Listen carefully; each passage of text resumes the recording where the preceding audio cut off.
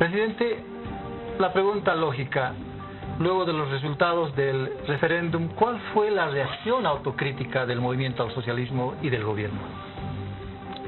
Bueno, ha sido difícil entender los resultados del sí y del no, porque casi 11 años, siempre ganadores. 11 años, me refiero 2005, hasta febrero de este año, ganamos con más del 50%, más del 60%, y yo siento que había mucha confianza también, y primera reacción es que tampoco habían sido invencibles frente al imperio. Digo esto, ustedes saben muy bien como periodistas que ha habido una conspiración no solamente interna sino externa. Pero también esa demasiada confianza en nuestro proceso, nos dimos cuenta que el pan se quema de la puerta del horno. Son reflexiones que hacemos.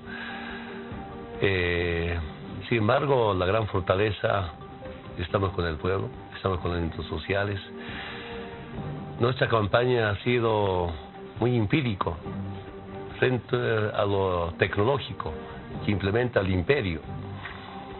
Nuestra campaña ha sido muy artesanal frente a la campaña, yo diría, hasta industrial y empresarial, porque algunos opositores contrataron empresas privadas que van a pintar calles con el no, asesoramiento externo, planificaciones de una guerra sucia en base a la mentira y mentira. Ahora el pueblo se da cuenta, inclusive ahora me doy cuenta que quienes votaron por el no, arrepentidos.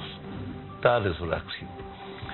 Nos damos cuenta también que no es importante siempre llenar estadios, coliseos, avenidas en las llamadas cierres de campaña. La derecha, los neoliberales, con 500, creo que máximo llegaron a 1000.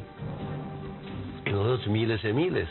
A eso digo, las formas de hacer campaña de antes. Pero al margen de una reacción negativa, hay una reacción positiva. Todos ahora reflexionan. Yo vengo de una reunión con los mineros. Recordamos por qué se cerraron los centros mineros en aquellos tiempos. Los nuevos dirigentes del sector minero, antes estaban niños, hasta bebés algunos.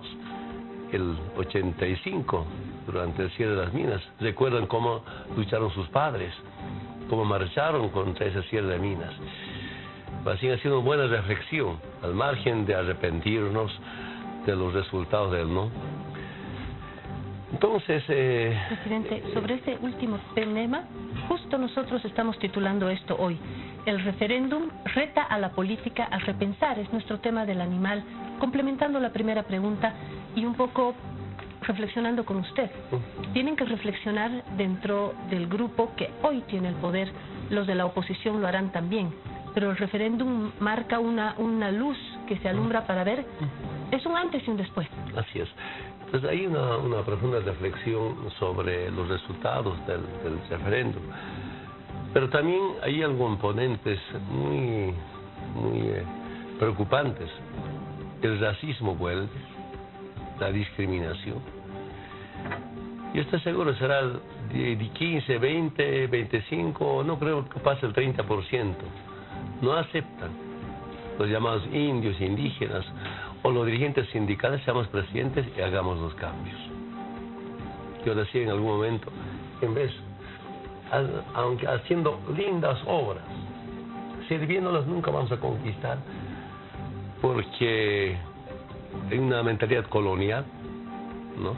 Una mentalidad racista, de discriminación, y felizmente tenemos hermanos y hermanos también ahí adentro que nos dice, no aceptan que los movimientos sociales pueden cambiar Bolivia, no aceptan que un indio puede ser presidente y con los resultados que sabe todo el mundo. Es parte, diremos, de estos resultados, pero también nos damos cuenta quienes somos de principios y valores. Nunca vamos a claudicar en la historia sobre esta lucha por la igualdad, por la dignidad, en base a la unidad. Sin embargo, entonces, presidente, lo que quiero decirles es que también ha habido grupos de resentidos que solamente son de pega y de cargo. No tienen pega ni tienen cargo, se van a la derecha. ¿En qué porcentaje sumarían? Pero se suman ahí. Y algunos de nuestros resentidos implicados en contrabando o en corrupción, y como se castigan en la corrupción, se van a la derecha para hacer una posesión. Estos temas serán de profunda reflexión. Ya hicimos reuniones nacionales, ahora me toca hacer reuniones departamentales.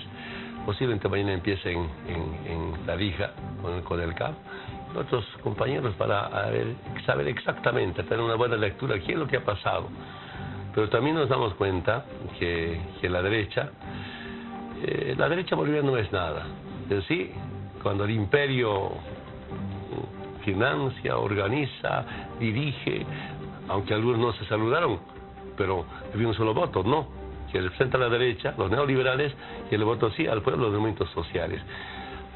Ahí, al medio, un componente que de votos todavía no está convencido. Pero yo estoy mucho más tranquilo. En mi percepción, el voto duro, o el voto leal, si no es voto duro, el voto leal del MAS, pensé que era 30-35%. Pero eso es 48, 49, casi 50% es voto leal. Eso nunca va a claudicar. Y la campaña que hay que hacer en las próximas elecciones es conseguir 10%, 20%. ¿No? Eso siempre ha sido. Entonces, la campaña para ganar con más del 60% cuando se trata de elecciones nacionales es el 10%. Presidente, ¿puede ser un elemento de análisis las alusiones de racismo que hubo en las redes sociales, como en algunas alocuciones de parte de algunos líderes de la oposición? Pero ¿no cree usted de que también ha sido otro factor interesante para el análisis el caso de los casos de corrupción, el Fondo, por ejemplo? Yo diría, el fondo indígena nos afecta bastante durante las subnacionales. Pero, a ver, revisemos gestiones de todos los gobiernos del pasado. Había ministros que robaron medicamentos, que negociaron carne. Ha habido exministros, aparecieron con bancos, empresas. No era con el sueldo del ministro ni del parlamentario. Díganos, ¿cuántos de estos negociantes, delincuentes, corruptos están en la cárcel? No quiero levantar nombres. Y en los últimos tiempos, quienes robaron se escaparon a Estados Unidos. Se escaparon de justicia. Y la derecha, ¿qué dice? Son perseguidos políticos. ¿Qué perseguidos políticos? Por corrupción. Un gobernador se escapó a Paraguay, que ni siquiera el gobierno boliviano ha procesado mediante el Ministerio de Transparencia. Los mismos tarijeños procesaron.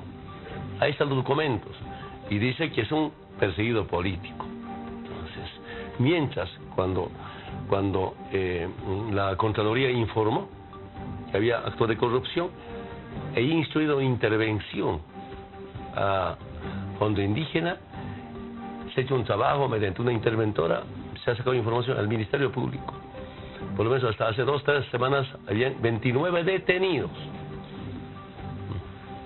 Algunos serán por falta de dar su informe. Lamento mucho, algunos técnicos, lamentablemente a mis hermanos del campo, hicieron meter la pata.